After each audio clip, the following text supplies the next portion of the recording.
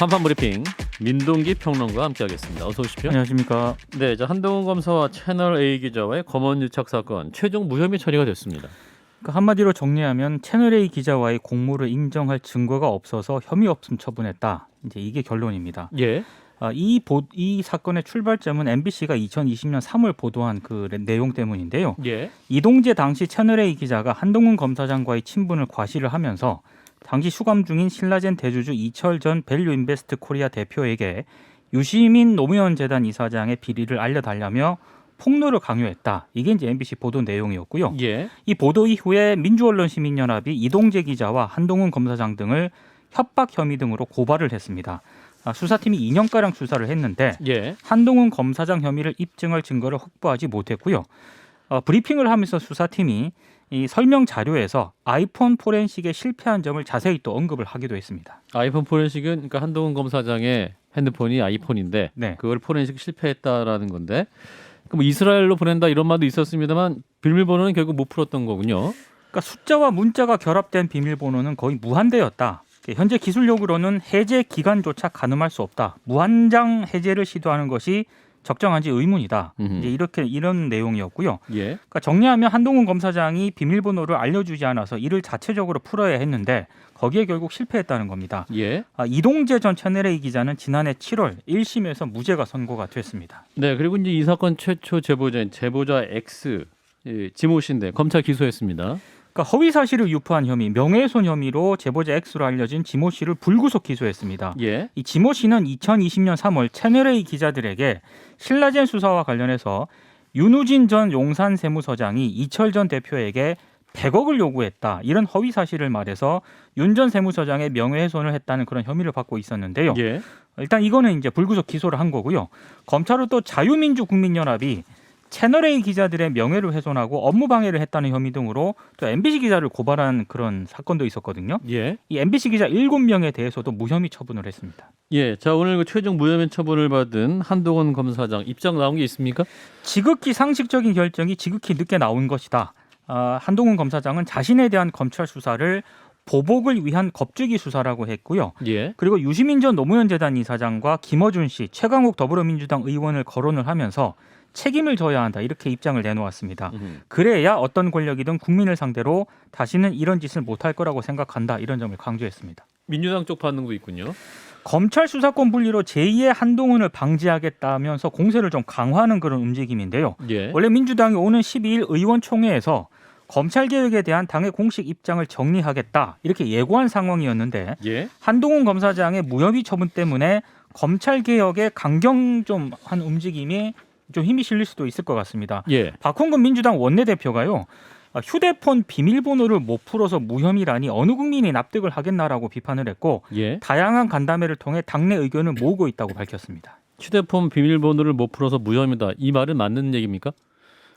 아니 일단 못 푼 건 맞으니까요. 예. 네. 이것 때문에 무혐의인지는 이제 좀 따져봐야 될 문제지만 예. 어찌됐든 이걸 못 풀었다는 거는 사실인 것 같습니다. 알겠습니다. 자, 일단 검언 유착 관련 수사 우리 사회에 남긴 것은 무엇인가 이 부분 좀 짚어보겠습니다. 뭐 친 작가님부터.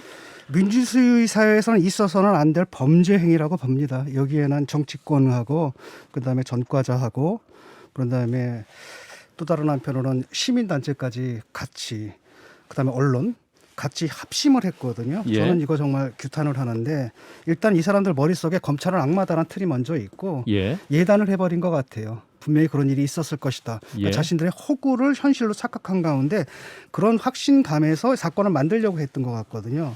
그래가지고 일단 이렇게 시작을 하게 되면 결국 나올 거다는 확신이 있었기 때문에 거짓말이 3개가 있습니다. 첫 번째 거짓말이 바로 뭐냐면은 그 유시민 씨의 거짓말이죠. 내가 한동훈 검사장으로부터 계좌 추적을 받았다라고 얘기를 하는 거고 지모 씨가 또 채널A 기자를 낳기 위해서 뭐라고 거짓말을 했냐면 수감 중에 이철 씨에게 정치인 리스트가 있다. 그거 받을래? 뭐 이런 식으로 꼬셨습니다. 그것도 거짓말로 드러났고 그다음에 최광욱 의원이 뭐라냐면 녹취록을 또 왜곡을 했거든요. 그 안에 보게 되면은 그 이철 씨한테 유시민의 죄를 풀어라. 그럼 나머지는 알아서 하겠다. 이런 내용이 녹취록이 있다라고 얘기를 했는데 나중에 녹취록을 까보니까 그런 내용은 없고 반대로 무슨 얘기가 나오냐면 한동훈 검사장이 뭐라 하냐면 나는 유시민 씨에게는 관심이 없다 이런 말이 나오거든요. 명시적으로 나옵니다. 라고 한다면 혐의는 하나도 없는 건데 지금 핸드폰 하나 들고 지금 저러는 거거든요. 근데 그저 핸드폰도 문제는 뭐냐면 이런 겁니다. 유죄를 그 핸드폰을 빼면은 지금 혐의가 있어요, 없어요? 혐의가 없는 거거든요. 아무 혐의도 없는 거예요. 예. 근데 그들은 그 핸드폰 안에 증거가 들어있다라고 믿고 문제는 뭐냐면은 유죄를 입증을 해야 되는데 핸드폰 가서 네가 무죄를 입증해라 뭐 이런 식의 말도 안 되는 얘기를 좀 하고 있는 겁니다. 예. 그리고 검찰 같은 경우에는 사실은 이게 사건을 갖다 영원히 끌 수는 없는 거잖아요. 이미 진즉에 정리가 됐어야 되는데 눈치를 본 거죠. 네. 김호수 이제 서울중앙지검장이 위에 눈치를 보는 거고 장관 수소지휘권까지 막 들어오고 이러다 보니까 진작에 그 수사팀에서 한 10번인가 무혐의를 계속 올렸는데 다 반려를 한 거거든요. 이 논리를 모르겠습니다. 이게 그 수의 조합이라는 게 무한대잖아요. 억겁의 세월을 기다렸다 나중에 무혐의 처리할 겁니까? 이것도 이제 이 일부 검사들, 정권에 기대는 일부 검사들이 건조하게 눈치를 보면서 이렇게 끌어왔던 거거든요. 이미 이제 끝났습니다. 채널A 기자 무죄 선고 받았죠. 하지만 6개월 동안 옥살이를 했어요. 그렇죠?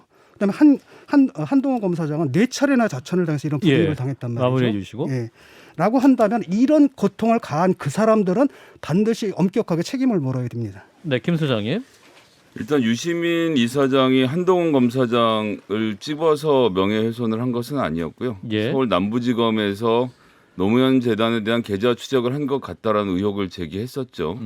그 이후에 그걸 사과하긴 했지만 다시 더 이후에 확인해 보니 실제로 국민은행에서 노무현 재단 계좌에 대해서 CIF 개인 정보 조회를 한 사실이 드러났고요. 그 사실 이제 유시민 장관이 오해한 것은 맞지만 남부지검에서 계좌를 들여다본 것은 맞았습니다. 이게 결론적으로는 무엇이었냐면 그 당시에 목포 사건으로 조사를 받고 있던 손혜원 건도 남부지검에 있었는데 네. 노무현 재단으로부터 강연료 50만 원 입금받은 기록이 있었기 때문에 돈의 흐름을 다 추적하는 과정에서 나왔던 뭐지 범죄 혐의까지는 간 것은 아니지만 흐름을 추적하는 과정에서 그런 것이 나왔기 때문에 유시민 이사장으로서는 충분히 오해할 만한 사안이었다라고 생각합니다. 그래서 네.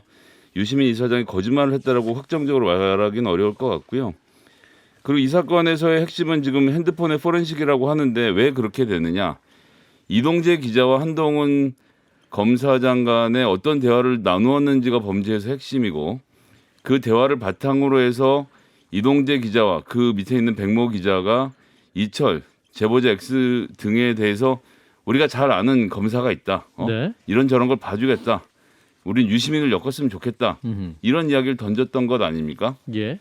그러면 한동훈 검사 이런 것을 모의 했는지를 살펴보는 게 중요한데 이동재 기자의 핸드폰 같은 경우에는 사건이 불거지니까 핸드폰을 없애버렸고 핸드폰을 바꿨고 노트북의 하드 같은 경우는 회사에 요청해서 디가우징을 한 등 굉장히 치밀하게 증거를 인멸했어요. 그리고 한동훈 검사 핸드폰은 풀리지 않았고 그러니까 둘 간에 어떤 대화를 나눴는지를 들여다봐야 되는데 이게 그냥 넘어간 상태였던 것이거든요. 예.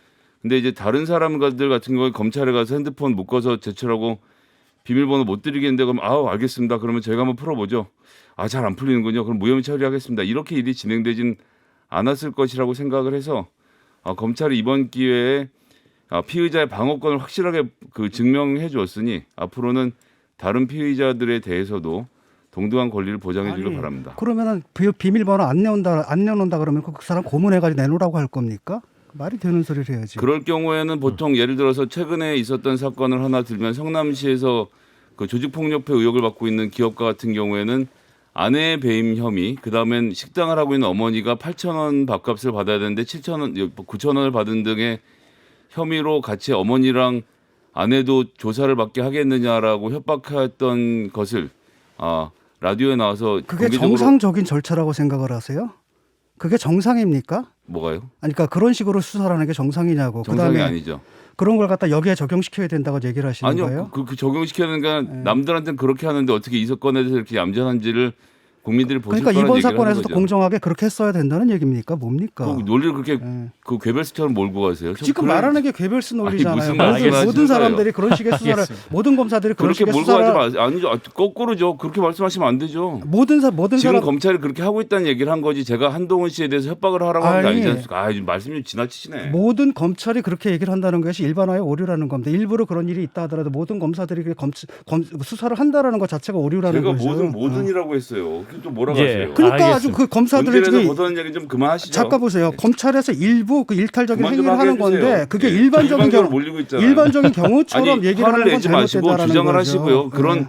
일부 검사들이 무리하게 알겠습니다. 증거를 수집하는 전례도 있는데 이번 그렇죠. 건에는 그렇게 하지 않은 것이 되게 웃기지 않느냐라고 아니, 비꼬는 겁니다. 그러니까 일부 그런 전례가 있는데 그게 일반적인 경우가 아닌데 그 경우가 일반적인 알겠습니다. 일반적인 경우처럼 적용이 됐어야 마땅하다 이런 얘기잖아요 지금. 전 그렇게 얘기하는데 그렇게 몰아가지 마세요. 예. 아니 그걸 사과하세요. 아니 제가 하지 않은 얘기를 왜 했다고 하십니까? 논리적으로 좀 그렇잖아요. 논리적으로. 아니 갑자기 논리적으로 무슨 나는 2 말씀을 더하기 하시는 거예요? 2라고만 얘기를 했다. 근데 다라고 말한 적은 없다. 이게 말이 됩니까? 여기서 마무리하겠습니다. 예. 이어서 아니 정치권 저는 뉴스. 잘 납득이 안 되는데 저런 예. 태도로는 같이 토론을 못 하죠. 아니 생각을 해보세요. 아니 그런 극단적인 경우도 있다는 얘기를 한 거지. 제가 한동훈 검사한테 그러니까- 그런 극단적인 경우를 제공하라고 한 게 아니지 않습니까? 아니 그러니까 그런 극단적인 말씀이 경우에 지나치세요. 그런 극단적인 경우를 지나치시라고만 확인하고 넘어가겠습니다. 아니, 그만하세요. 그런 극단적인 경우를 갖다가 그만하시죠. 그런 지나친 경우를 갖다 왜 여기다가 적용하냔 말이에요. 예, 알겠습니다. 일반적인 법칙인 것처럼 규칙인 것처럼. 제가 일반적인 규칙인 것처럼 얘기 안 하는데 그렇게 말씀하시니까 그러면 제가 그 말을 맥락에서 그 이어갈 얘기를 수밖에 꺼낼 없잖아요. 필요가 없는 아니, 거죠. 애들 말싸움도 아니고 그만하십시오 아. 진짜. 유치하네요. 그러니까 논리적으로 말이 되는 소리 그만하세요 해야죠. 이제. 예. 예. 알겠습니다. 다음 이슈로 넘어가겠습니다. 자, 강용석 전 의원 국민의힘 복당이 최종 불허됐습니다.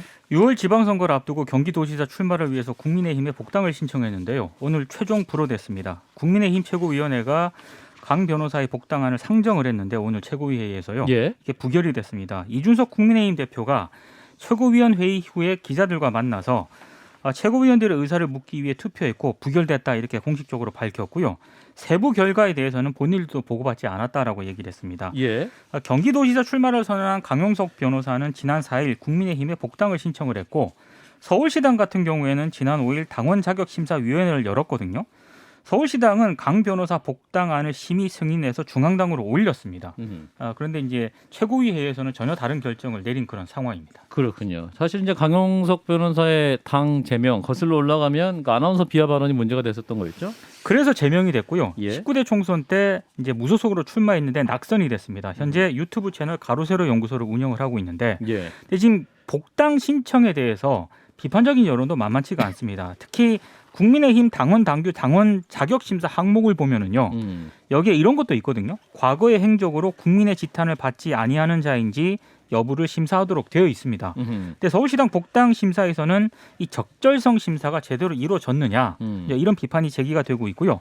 강 변호사가 자신의 복당이 불허됐다는 사실이 알려진 다음에 자신의 페이스북에 납득할 수 없는 결과다 이런 글을 올렸습니다. 예. 그러면 어떻게 됩니까? 강용석 변호사는 경기지사에 무소속으로 출마까지 할 수 있을까요? 지금 나오는 얘기는 뭐 무소속으로 출마하지 않겠느냐 이런 지금 전망이 나오고 있습니다. 네, 자기 얘기는 그렇게 얘기를 하더라고요. 일단은 자기 청취자들 반응을 들어보고 나가라는 반응이 많으면 나가고 또 분열이 되지 않습니까? 국민의힘이 이제 분열이 된다. 그래서 나가지 말라고 하면 안 나가겠다. 이렇게 얘기하는 걸로 알고 있습니다. 가로세로 연구소 그 시청자들 반응을 보고 김 소장님 어떻게 보세요? 나갈까 이분이? 사실 경기도지사 선거가 지역이 넓어서 돈이 많이 들어요. 어. 그런데 후원금으로 일부 충당할 수 있는데 지금 구독자 한 130만 명쯤 되시죠? 후원자들의 후원금으로 후원액은 꽉 채울 수 있을 거예요. 근데 제가 선거를 치러본 입장에서 가장 많이 비용이 들어가는 게 홍보비고요. 그 중에서 특히 TV 광고나 언론 광고 등이 들어가거든요. 근데 뭐 가로세로 유튜브에 다른 데 광고할 게 뭐 있습니까? 자기들끼리 하면 되는 거 아니겠습니까? 그래서 충분히 위력 시위는 해볼 수 있는데 어디까지 가실지는 뭐 좀 지켜봐야겠죠. 근데 전 이게 지금 12년 전 발언이잖아요. 그러니까 어떻게 보면은 사실은 좀 토론을 해서 이게 그 규정에 맞느냐 안 맞느냐를 따졌어야 되는데 토론 없이 갔거든요. 라고 한다면 이것은 그 일 때문은 아닌 것 같고 가장 최근에 이제 가세연의 그 방송 내용이라든 것이 국민의힘의 입장에서는 너무 이게 강경하고 또 선정적이기 때문에 이게 부담스럽지 않나라는 정치적 판단을 내린 것 같아요. 저는 이제 그 이후로 가로세로 연구소가 해왔던 활동, 그가 했던 정치적 주장, 부정선거에 대한 주장, 또 저한테 인상적으로 남은 것은 박원순 시장이 이제 극단적인 선택한 다음 날에 이 가로세로 연구소 사람들이 라이브 방송을 켜고 박원순 시장이 극단적인 선택을 한 곳으로 산책을 갑니다. 하하호호 가면서 17,000명의 실시간 시청자들이 슈퍼챗을 쏘면서 그 농담을 따먹으면서 어디서 죽었나 보러 가자라고 이제 올라갔던 장면이 아직도 기억이 나는데 그런 분이 이제 공당에서 정치 활동을 재개하기는 어렵다고 보고요. 하시는 유튜브도 좀 저는 혐오로 이제 앞으로 제재를 받게 될 날이 멀진 않았을 텐데 뭐 하여튼 정치를 국민의힘이 아무리 그래도 강용석 같은 분을 품으면서 정치는 해서 안 된다고 생각합니다. 예. 자, 이 가운데 이제 국민의힘 원내대표 경선 양자 대결로 가게 됐다고. 권성동 의원 4선이고요. 3선의 조혜진 의원 이 두 사람의 대결로 압축이 됐습니다. 예. 출마가 거론이 됐던 김태흠, 김도읍 의원은 어제 불출마 의사를 밝혔습니다. 이 권성동 의원은 윤핵관으로 일단 분류가 되고 있고요. 새 정부 국정 운영에 힘을 실어야 한다 이런 입장이고 반면 조혜진 의원은 집권당에 종속하면 안 된다 이런 목소리를 내고 있습니다. 그래서 이번 원내대표 경선이 국민의힘 내부의 좀 역학관계 이런 거를 좀 가늠해볼 시험 문화가 될 수 있지 않겠느냐 이런 평가도 나오고 있는데요. 뭐 언론 보도도 그렇고 정치권에서 권성동 의원에게 좀 무게 중심이 기울고 있다 이런 관측이 나오고 있습니다. 예. 아무래도 윤 당선인하고 동갑내기인데다가 예. 둘이 좀 친하다는 평가가 많거든요. 그래서 무게 중심이 그쪽으로 가지 않겠느냐 이런 전망이 나오고 있는 그런 상황입니다. 네, 이런 가운데 이제 김기현 원내대표 기자회견을 가졌는데 어떤 말을 했습니까? 그러니까 당내 주류로 떠오르는 그 윤 당선인 측근들이 그런 기류에 대해서 주류 비주류가 있는 것 자체가 나쁘다는 인식에는 동의하기 어렵다라고 밝혔고요. 예. 각 세력 사이에 작품을 잘 만들면 된다고 생각하기 때문에 우려할 일은 아니라고 생각한다 이렇게 얘기를 했고 그리고 바람직한 당청 관계에 대해서도 언급을 했습니다. 대통령과 여당 사이에는 상호 견제와 균형이 반드시 전제된 상태에서 협력이 이루어져야 한다. 만약에 그 견제와 균형이 없으면 같이 공멸된다는 걸 여러 차례 경험했다. 이런 점을 얘기를 했습니다. 네, 자 국민의 원내대표 선거 이제 권성동, 조혜진 의원인데 어느 쪽으로 될까요? 뭐 사실상 권성동 의원으로 가는 흐름이다라고 조혜진 의원께 죄송하지만 그렇게 봐야 될까요? 어떻게 보십니까? 모두 진짜? 언론 보도가 그렇게 가고 있습니까? 그러니까 사실상 뭐 저 경선 과정하고 본선 과정에서 예. 그 조혜진 의원의 그 존재감은 없었지 않습니까? 권성동 의원의 존재감은 좀 있었고 예. 그다음에 이른바 윤핵관의 예. 이제 멤버 중에 하나고 또 권력을 가져왔기 때문에 그 중심으로 이제 당에 재편되는 건 당연한 것 같고 네. 또 눈치 빠른 사람들은 또 줄서기 하지 않겠습니까? 그래서 저는 뭐 큰 변수는 큰 이변은 없을 것 같습니다. 김성애 소장님. 1년 동안 준비해왔던 김태흠 의원 지난번에도 권성동 의원을 져치고 2등을 했던 당사자인데요. 지난번에 대표선거에서도. 이분 이제 윤석열 당선자 만나고 충남으로 싹 정리가 됐지 않습니까? 충남지사로. 예. 그 장면이 당선자 의중을 정확히 드러냈다라고 생각해요. 권성동 의원의 손을 들어주지 않아도 네. 김태흠 의원은 만나서 김태흠 의원이 충남으로 간 이상은 당은 일단 이쪽이 길이구나 생각해서 아무래도 권성동 의원으로 정리가 되지 않을까 싶은데요. 예. 내일 일단 두 분의 예측대로 되는지 그러나 원내대표 선거는 끝까지 모릅니다. 끝까지 모릅니다라고 중립을 이렇게 지켜주세요. 또 갑자기 마지막에 없나요 항상? 나는 소신을 지키겠습니다. 조혜진 의원이 저희 한판 승부 인터뷰 해주신 분이셨어요. 저희도 끝까지 중립적으로 아유, 지켜보겠습니다. 훌륭한 분이세요. 예. 자, 다음은 민주당 얘기해 보겠습니다. 서울시장 선거 이제 송영길 전 대표 출마 때문에 이 논란이 계속되고 있어요 지금. 그 김민석 의원이 송영길 전 대표 서울시장 출마를 비롯한 현안에 대해서요. 끝장 공개 토론 의원 워크숍을 열자 이렇게 제안을 했습니다. 끝장 토론하자. 그러니까 끝장 의원들끼리. 토론하자. 그렇습니다. 아, 그리고 이제 전직 당대표 서울시장 출마를 놓고 예. 당이 정치적 혼선에 빠져서 정상적인 경선이 사실상 훼손이 됐다 이런 점을 지적을 하면서요. 예. 끝장 토론을 제안을 했고요. 그리고 오늘 뭐 정계은퇴를 선언한 최재성 전 정무수석 있지 않습니까? 그렇습니다. 당에 조속한 수습을 주문을 했는데 역시 송영길 전 대표를 향해서 최소한 나가서는 안 되는 사람을 명분과 기준으로 잘 설정해 차단하는 게 중요하다. 사실상의 송 전 대표 본인의 불출마를 촉구를 한 상황입니다. 나가서 안 되는 사람이다라고 정확히 말씀을 한 그러니까 겁니까? 송영길 전 대표가 이제 출마를 공식적으로 이제 등록을 했고요. 후보로. 그리고 박주민 의원도 서울시장 후보로 등록을 했거든요. 지금 경선에. 예. 그리고 지금 보도에 따르면은 김진애 전 의원 등을 비롯해서 한 서너 명이 더 후보로 등록을 한 것으로 지금 보도가 되고 있기 때문에 네. 아무래도 경선을 거치게 되지 않을까 싶습니다. 네, 최재성 전 수석은 정계 은퇴하시는데 왜 또 이렇게 누구 시장 선거 나가는 거 자꾸 뭐라고 하시는 거예요? 은퇴 그냥 하시면 되는 거 마지막으로 아니에요? 뭐 쓴소리를 한번 한 게 아닐까 쓴소리 싶습니다. 당을 위해서 애정을 담아서. 네. 알겠습니다. 이런 가운데 정계은퇴는 본인이 선출직을 안 나가는 거지 입을 막는 건 아니죠. 정치평론을 할 수 있는 거죠. 아유 그럼요. 예, 한판성배 모셔야겠어요. 자, 민주당의 당원당규 개정안을 이제 발표했는데 거기에 도리도리 금지 혁신안이라고 이게 무슨 말이에요? 그러니까 이게 몇 가지 이제 혁신안을 발표를 했는데요. 이 중에서 선출직 공직자 평가 개선과 관련해 가지고 예. 혁신위원회에서 선출직 공직자 정견 발표 및 토론의 의무화를 제안을 했거든요. 근데 여기서 2분 이상 스피치 도리도리 금지라는 그런 표현을 사용을 했습니다. 그리고 오늘 국회 소통관 기자회견에서도요. 국민 앞에 공개적으로 말씀드리는 자세도 검증을 받아야 한다. 최소한 도리도리와 같은 불안한 시선 처리와 화법에 대해서 공개적으로 평가하고 국민 여러분께서 판단하실 수 있어야 한다. 이렇게 얘기를 했습니다. 예. 근데 도리도리는 다 아시겠지만 윤석열 당선인이 평소 말할 때 고개를 흔드는 습관을 말하는 거고 그렇죠. 이건 이제 비권 표현으로 많이 이제 유통이 되고 있거든요. 예. 그래서 이제 이런 논란이 제기가 되니까 민주당이 그 부분은 미처 생각하지 못했다. 선출직 공직자라면 자연스럽게 스피치할 수 있는 능력이 필요하다는 취지였다라고 설명을 했는데 국민의힘에서 강하게 반발을 했습니다. 허은하 국민의힘 수석 대변인이 구두 논평을 냈는데요. 예.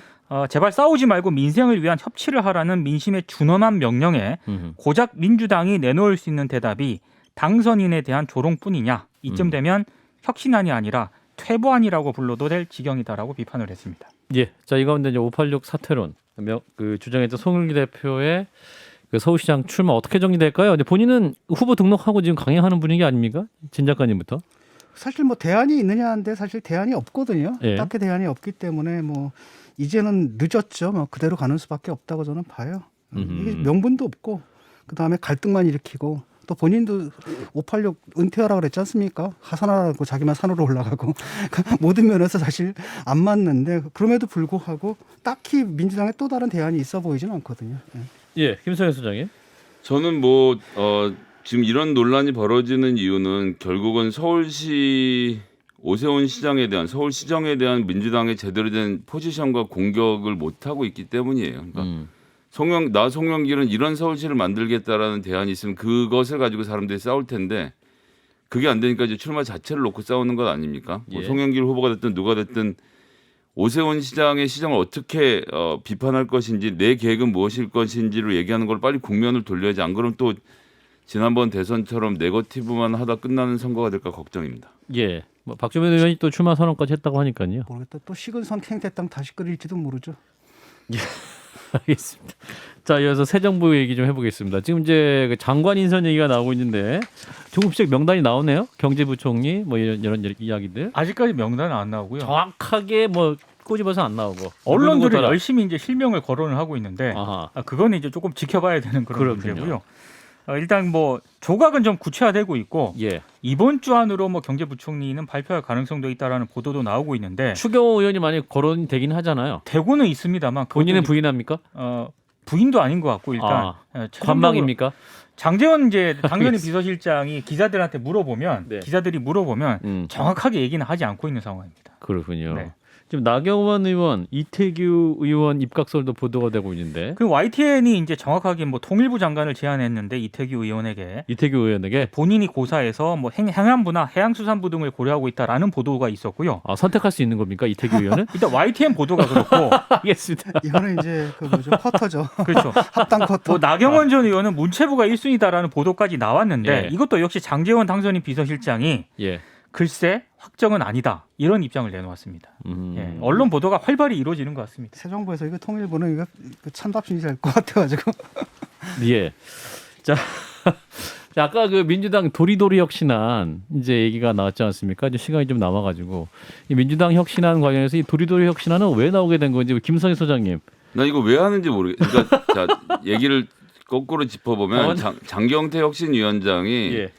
국회의원 3선 연임 동일적으로 출마 금지 등을 포함해서 굉장히 여러 가지 혁신안들을 많이 내놓고 정당 혁신을 위해서 노력을 많이 했습니다. 초선 의원이 용기 있게 한 거예요. 예. 근데 도리도리 같은 건 사실 아무런 의미가 없거든요. 그러고 해봐야 이런 얘기 나오면 이런 얘기 나왔으면 사실 그냥 웃기려고 했다. 예. 윤 당선자 말한 거 맞다라고 맞받아 치든가. 이제 와서 그렇게 연결이 될지 몰랐다는 얘기를 하면 그 듣는 국민 중에 믿을 사람이 어디 있습니까? 그래서 정작 이 혁신위가 준비했던 예를 들면 여성 같은 경우에 이제 장애인과 여성 공천 가산점을 따로 해서 여성이자 청년이자 장애인이면 더 많은 가산점을 받을 수 있게 해서 이 정계 진출의 폭을 넓혀준 이런 아주 훌륭한 대안들이 도리도리에 묻혀버리는 게 너무 안타까워요. 그래서 좀 이렇게 좀 약간 빈정되는 투에 뭐 유머로 집어넣으신 것 같지만 안 하셨으면 좋겠고요. 민주당이 정말 혁신하려고 했던 내용들이 좀 더 부각이 잘 됐으면 좋겠습니다. 신 작가님. 반성하고 혁신하는 분위기에서 뭐 이런 농담을 한다는 것 자체가 이분들이 아직 정신을 못 차렸구나. 그다음에 묻고 싶어요. 재밌냐? 다른 건 몰라도 남의 이런 결점 있지 않습니까? 이런 걸 비난하고 조롱하는 것은 저는 비열한 짓이라고 봐요. 안 했으면 좋겠고 또 예. 농담도 좀 유머가 있어야죠. 음. 그런데 하나도 안 이거는 웃겼다. 하나도 안 웃기고 짜증만 나는 거죠. 예, 알겠습니다.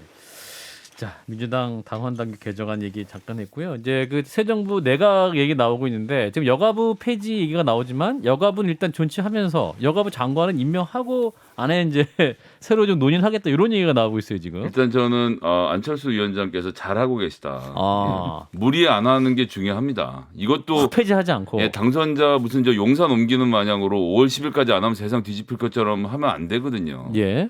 그리고 여성가족부 지금 폐지에 뭐 그러니까 정확히 자기들 그림이 공약을 낼 때부터 안 그려졌다는 걸 이제 보여주는 거 아닙니까? 예. 그래서 시간적으로 조금 더 앞으로 가보면 김종인 위원장이 그 윤석열 그 당시 후보가 족발집에 가서 중소상공인 관련된 공약을 발표하던 순간 그걸 보면서 저 공약 뭐야? 라고 물어봤는데 비서실에서 만든 것 같습니다. 라고 해서 극대노에서 비서실 관계를 차단한 이런 장면이 있지 않습니까? 있었죠. 예. 그걸 차단하려고 하다 본인이 지금 해고가 된 상황이었는데 예. 결국 그 뒤로 정책을 거치지 않고 대충 만든 공약들이 지금 부작용을 일으키고 있는 건데 겸허하게 받아들이고 안 하겠다고 하시는 이런 자세는 안철수 화이팅.